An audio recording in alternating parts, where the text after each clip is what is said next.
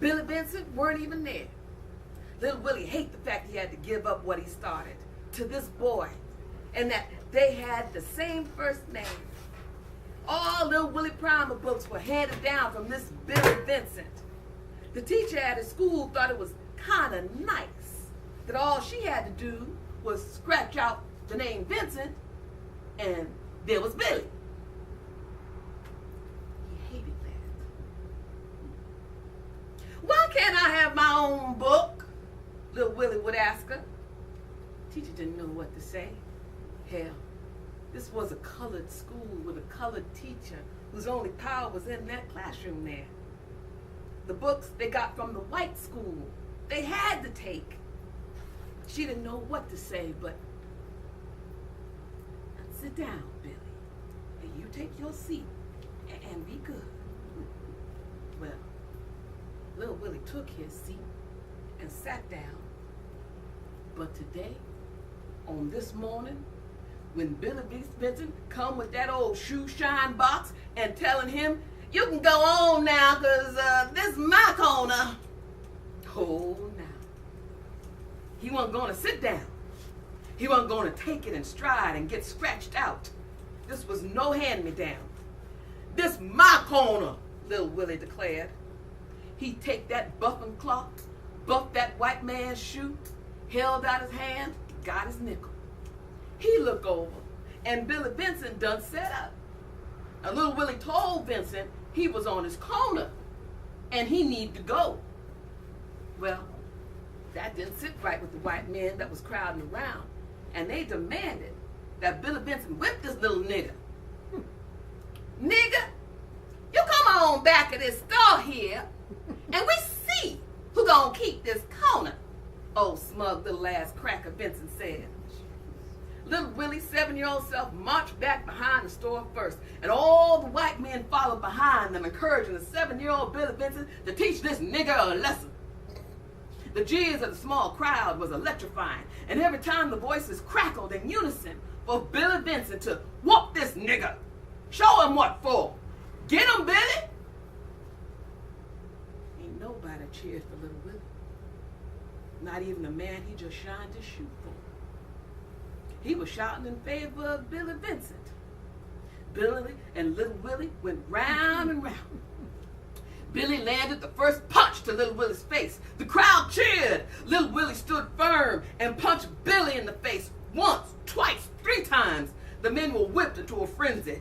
Billy was wavering, and Little Willie pounced him like Joe Louis. 1, 2, 3, punch! Blood ran down the nostril of Billy Vincent. The red Georgia clay smudged in white skin. Little Willie's nose ran with snot. No blood. He was mad. A punch to the eye for Robert King, 2 punches to the nose for getting your stupid books, and 3 punches because you tried to take away the one thing that I done did and set up this shoe shine. Billy Vincent just lay in the Georgia red clay, chest heaving, sobbing quietly. Grown white men looking at Little Willie. Crooked smiles, trepidations, and the fear of knowing that one day he gonna grow up. Little Willie sensed it. Sheriff told him to go on home. He got a shoe shine box and marched for home. It was a victory for Little Willie that day. He shot into his house, screamed out, "Mother!" His world this afternoon was like 4th of July. Mother, mother, mother!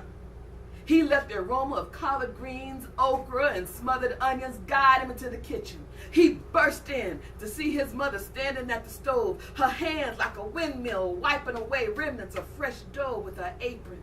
He knew that white could only mean biscuits with smothered pork chops. Today was Christmas and the 4th of July. He grabbed her around the thighs. Miss Raleen smiled down at his beaming face. What's all this? What is going on?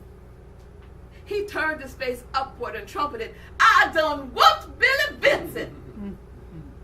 She dropped down to see him eye to eye. You don't responded, what?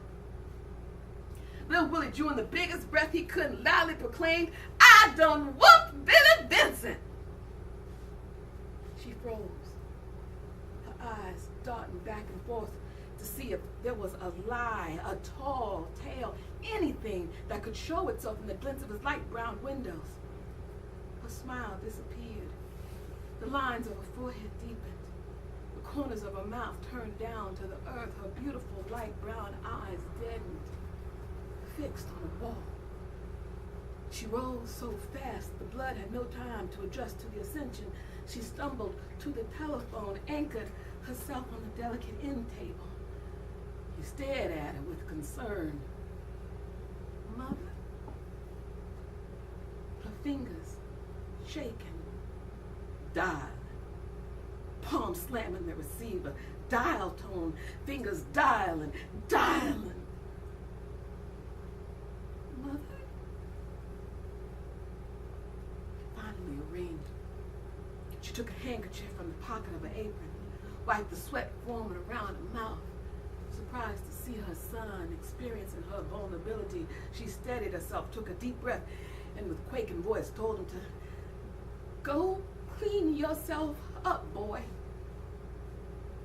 She cupped her palm over the phone. He could hear only whispers, fast, quick whispers, pour through the slits of her hands. Her pot was boiling over. Little Willie looked at her to remind her of the evening meal about to be ruined. But it was like he'd come invisible. No matter how loud he was, she couldn't hear him. She was busy on that phone. He backed away, strode cautiously into the bathroom, looked back to his mother, who by now collapsed into a chair. Tired. He closed the door. He come out of the bathroom a while and saw his mom packing his clothes in a suitcase. She fixed him some white cake on a plate. A tall glass of cold milk stood beside it.